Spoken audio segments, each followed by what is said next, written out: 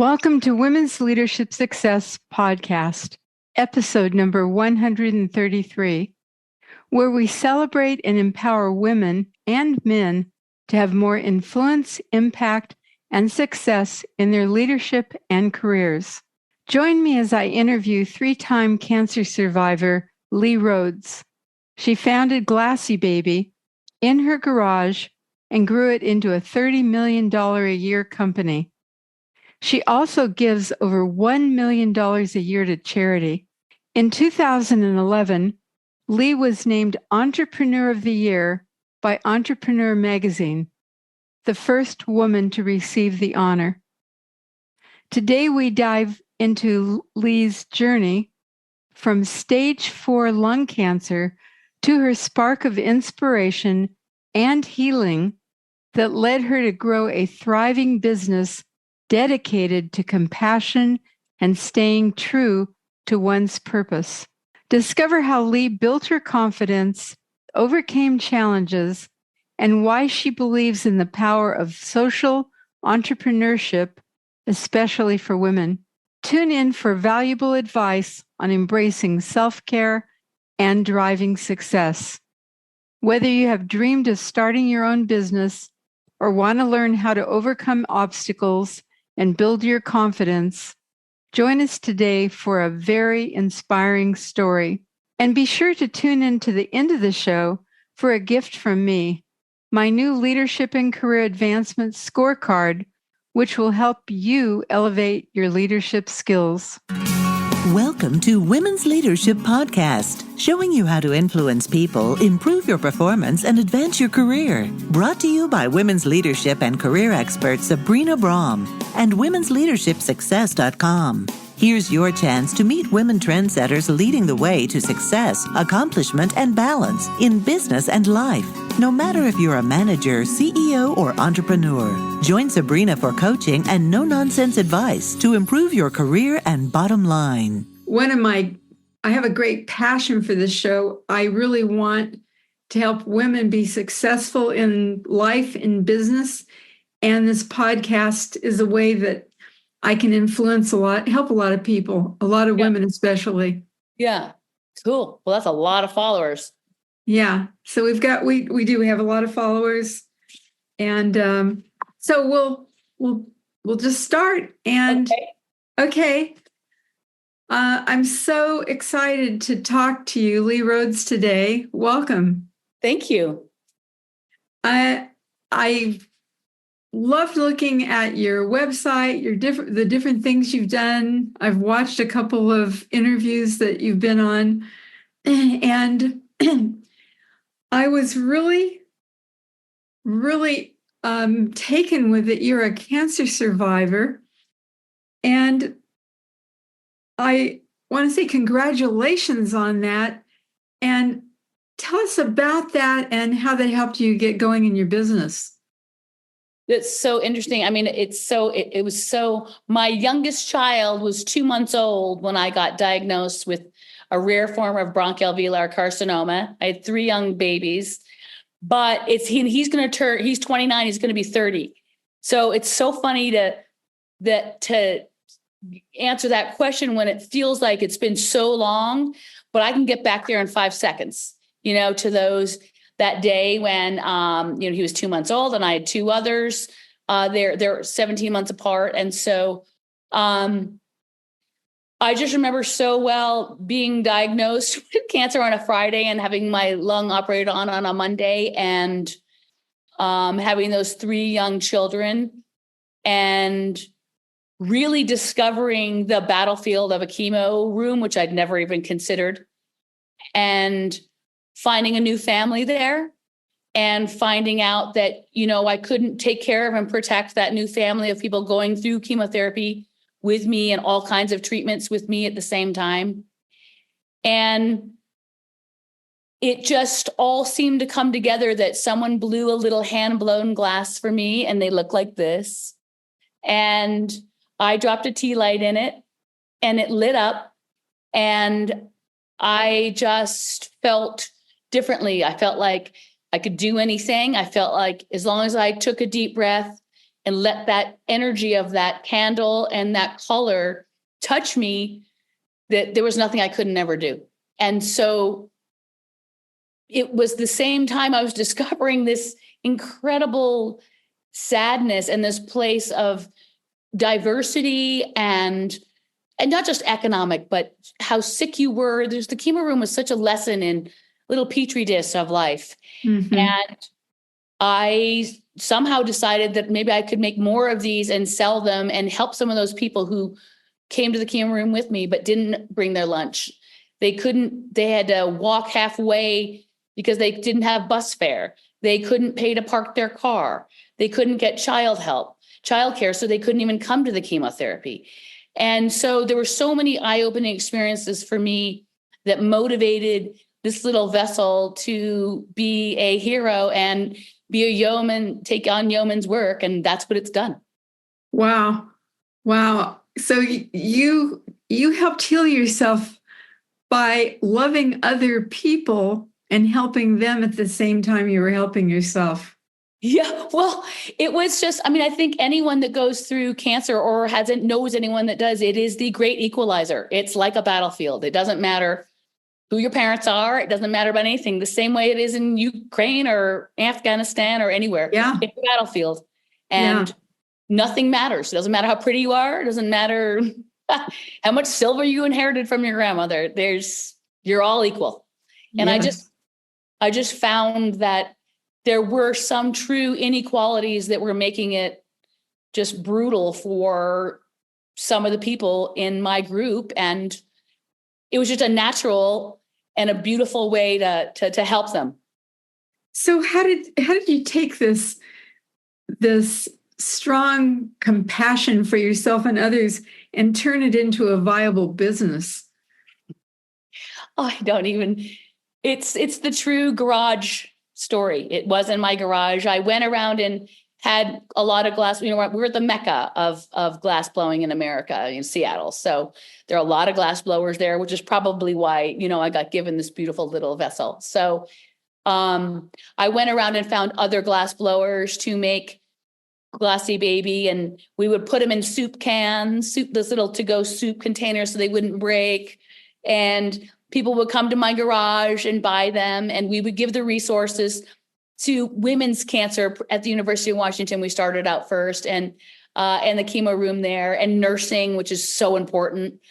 And I know the doctors say, "What about us?" I get that, but I can't do everything, and so nursing and it was the right thing. It was the right place. Seattle was the right place for me to be. It was the right time. I was a young mom. I had huge support. I had 3 babies, when I had cancer. And so I had the whole community behind me. And wow. I also had this little, if anyone has a Glassy Baby in your audience, or you have one, you understand that this little vessel does a lot of hard work.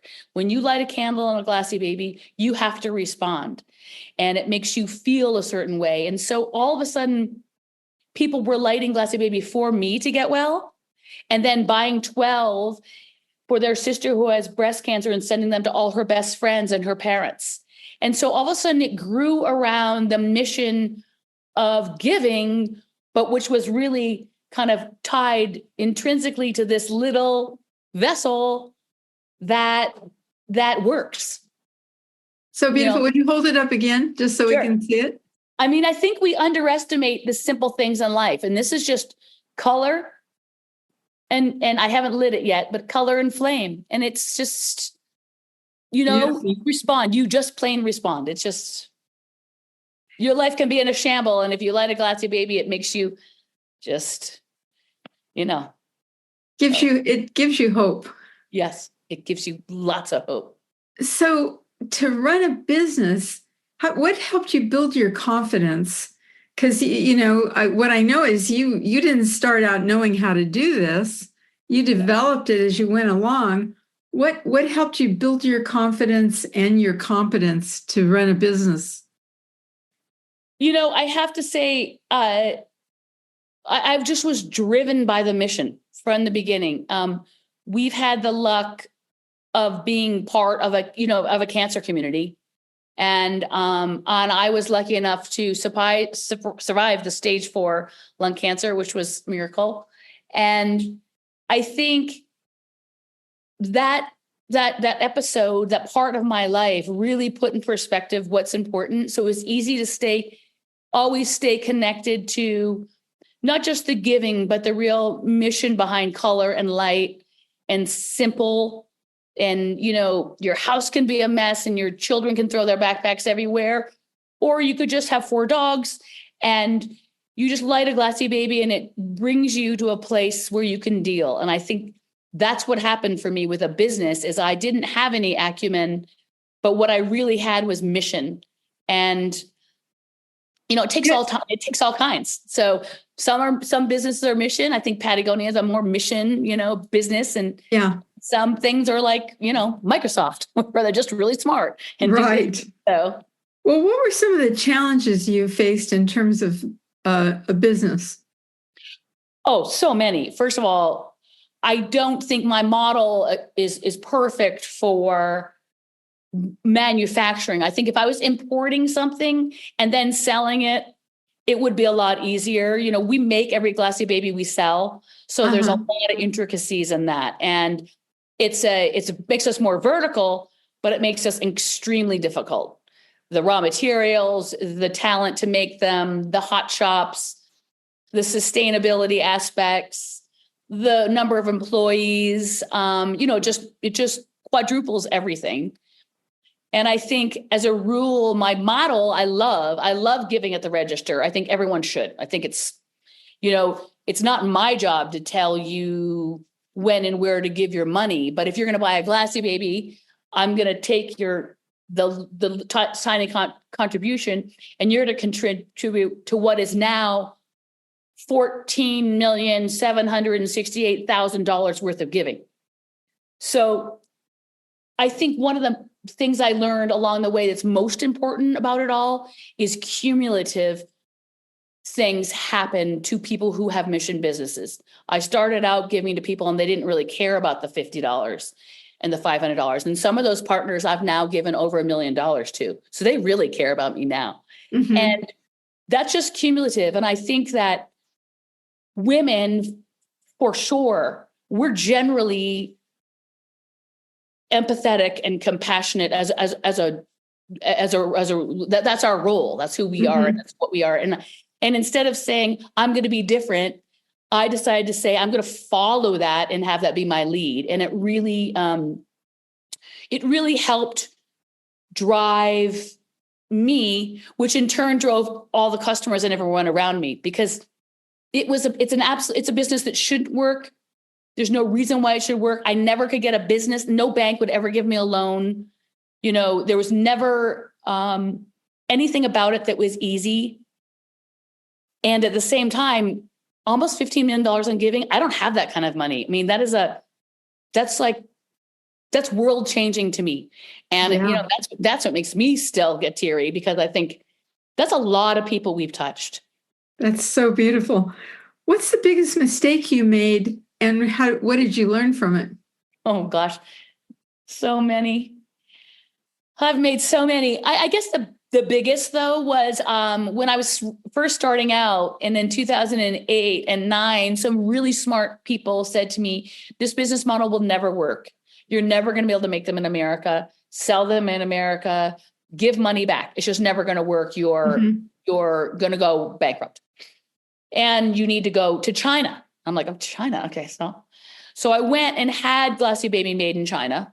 I had 150,000 of them made there. They came on a ship. They came to my garage and they sat there.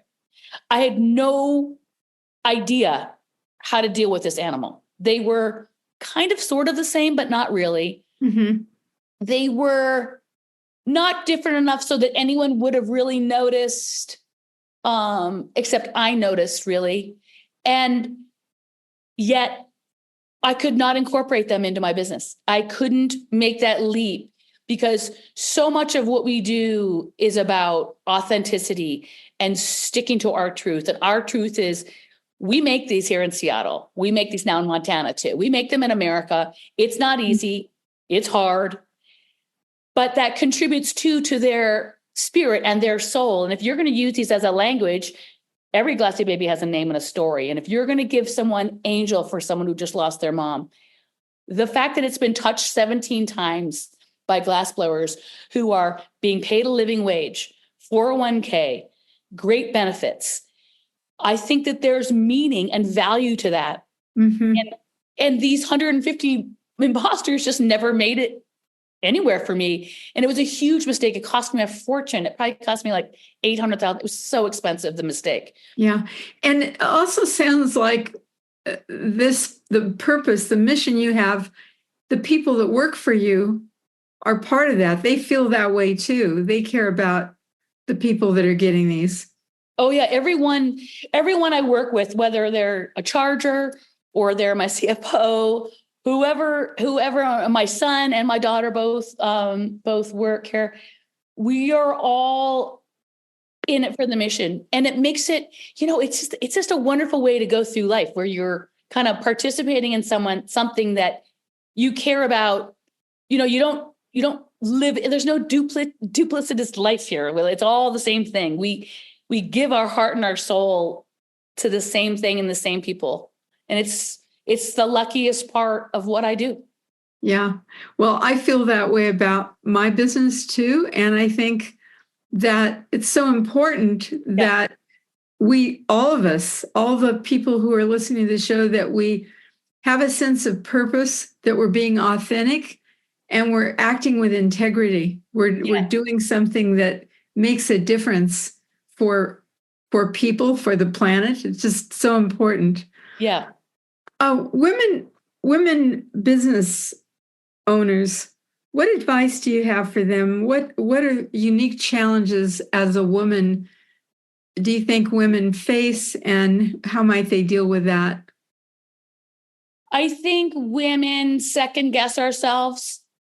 I think it's one of the number one things we do. Like even finding a parking space, should I park here? Or if I go up further, am I going to find something? You don't see a man doing that. He's like, boom, parking and out. Like, it's like, we're constantly thinking, okay, wait, is this the right? Is this the right? Is this the right? And we think we need things to be perfect. No matter what your definition of perfect is, your comfort zone needs to be at a certain place for you to leap and risk.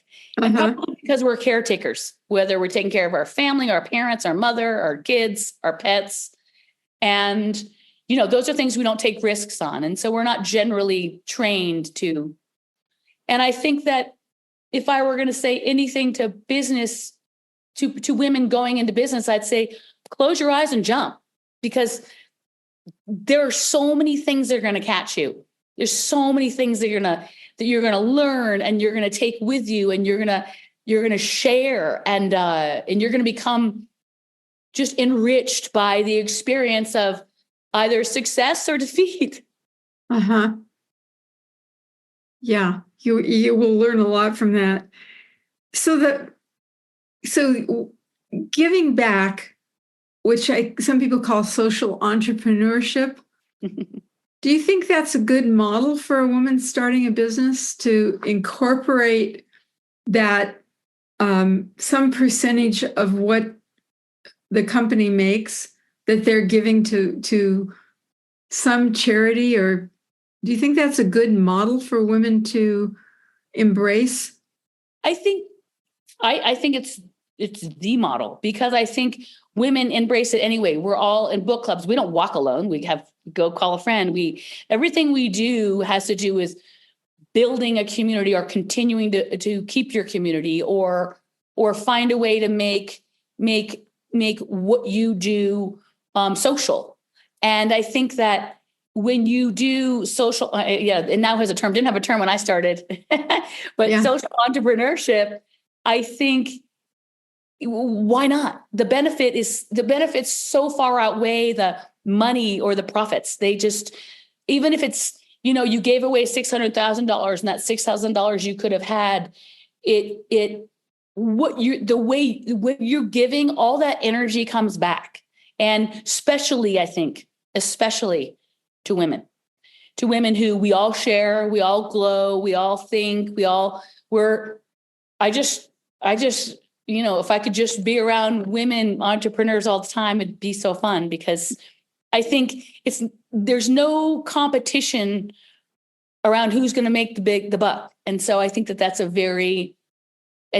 it's so much nicer to not have economics be the absolute bottom line, where giving, if you let giving be close to your bottom line, or at least a line item in your mission, I think it helps you move forward and gives you real something to work towards, which is what women always want to do. Yeah, it just totally makes sense. Yeah. And especially if you start out that way, that's just part of your model. Yeah. It's like almost like paying taxes or something. You just right. And it ends up being that same thing. If you actually at the point where you're giving away $600,000, which means you're doing really, really well, which means that $600, you're going to be giving away $300,000 of that to the government anyway. And that just gets into a lot of other things, which I'm not so good at, but I do like the giving part. Well, we're almost done. I'm wondering, what advice would you like to leave the audience with? Oh, geez. I think, part of my story seems like a Disney story or some kind of a fake story, because I had the 3 young babies, and then it's been 24 years or so.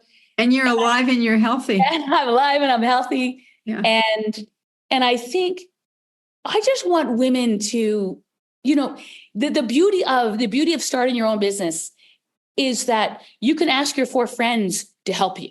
We're women. You can say, can you guys come Tuesday mornings and just help me box up everything? I mean, I used to have all my friends help me for years, road shows, whatever it was. We all packed it up and then we gave the money away together. But, I just think we say no to ourselves so much. Just say yes, even if it's cake frosting, or even if it's, look, I sell votives. There's nothing about that that's intellectual or life, on the big picture, life changing. It's a very small aspect of anyone's life, but it's rewarding. And I think that everyone should be lucky enough to experience that kind of reward, and anyone can. That's so beautiful. Well, thank you so much, Lee Rhodes, for being with us today, and wishing you great success in all that you do. And that I just really appreciate. I want to thank you for being who you are and helping so many people. Thank you. And thank you for having me so much. Thank you for tuning in. Before you go, I have 2 powerful free resources just for you for being a listener. First, my new leadership and career assessment scorecard, a quick, confidential 3-minute self-assessment. You will discover your leadership strengths and weaknesses instantly and receive tailored suggestions in the 5 essential areas that all top leaders possess, and you may want to improve. This tool will give you a clear idea of your leadership potential and areas of growth. As an additional special gift, if you qualify, you can review your results with me in a private Zoom call. We'll explore your opportunities and challenges, and I'll make specific recommendations to help you achieve your goals. Ready to elevate your leadership skills? Take the Leadership and Career Development Assessment quiz now.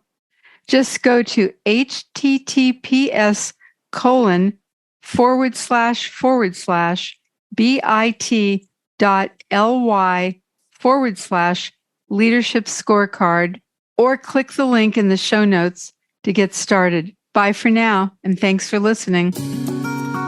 Thank you for joining your host, Sabrina Braham, on another Women's Leadership Podcast. If you have questions or comments, you can email her at sabrina@sabrinabraham.com. Since 1989, Sabrina and her team have helped hundreds of women managers, business leaders, and entrepreneurs with valuable trainings, articles, books, and executive coaching. For additional tips, interviews, and free access to Great Leaders Today mini course, visit www.womensleadershipsuccess.com.